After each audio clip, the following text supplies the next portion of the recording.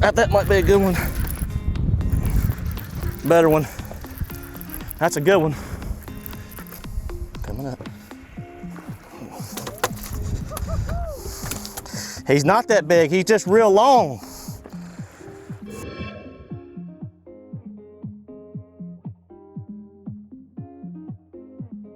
All right, y'all, Team Toyota's Matt Arey here, and stroking a jig or stroking a big worm, we've all heard it. Not everybody knows exactly what it is, and I'm here today to tell you how to properly stroke a jig or a worm. All right, typically it's an offshore deep water technique where a lot of people miss the boat though, and real quick, like setup wise, you know, I'm using, this is just a 3/4 ounce football jig. One thing about the trailer on the football jig is I like something with a lot of action, with a lot of tail kick, and here's why. So when you're stroking a worm or a jig, as far as a worm's concerned, like a big ribbon tail style worm, something that's got a lot of action on the fall, again, that bite is coming on the fall, okay? And the key to that is making sure that bait's falling vertically, all right, which is naturally.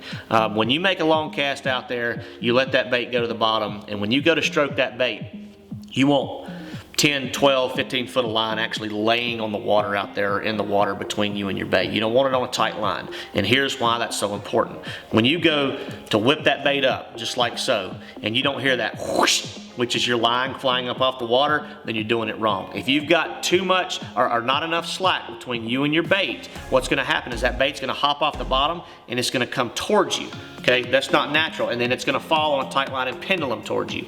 What you're wanting to do is you're wanting to jump that bait straight up off the bottom. That's what that slack line does, and it allows it to fall back straight down on the bottom. That's what triggers those bites when you're stroking a big worm or a jig. All right, so line size, as far as my setup's like a 3/4 ounce football jig. You know, it's a heavy enough bait. Sometimes I'm stroking a 1/2 ounce football jig. I'll use 17 to 20 pound P-line tactical fluorocarbon.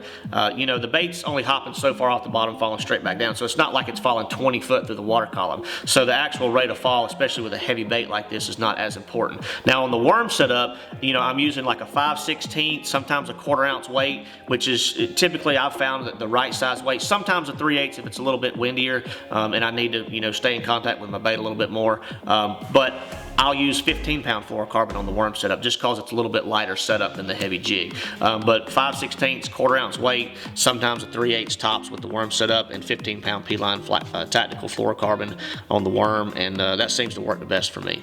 I've had some really good finishes in my career using this technique. Lake Guntersville Bassmaster Elite several years ago, we had a top 3 doing it, and I think I was the only one in the field that would utilizing that technique. A lot of guys were out there throwing jigs and worms and things like that, but they were dragging them, you know, standard technique style. I ended up actually started stroking my football jig in practice one day, started triggering a lot of fish, and those were some of those high pressure schools that were getting a lot of pressure from other anglers. I was able to catch them consistently throughout the tournament with that technique. It is definitely a reaction style technique, but that is the proper way to stroke a worm or a jig. Remember, you've got to have a lot of slack line on the water. If you don't hear that whoosh sound, sounds kind of weird with me doing it, but if you don't hear that sound, then you've got not enough slack out there between you and your bait, and that bait's jumping towards you and not straight up and falling straight back down.